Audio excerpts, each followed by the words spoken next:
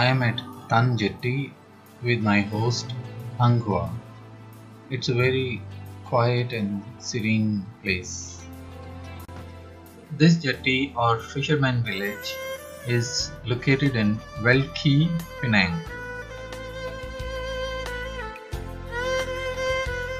Today is 20th of March 2018 and I am at Tan Jetty with my friend and host Angwa.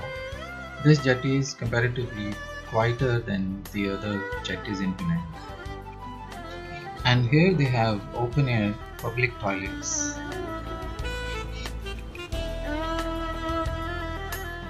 It is filthy and smelly.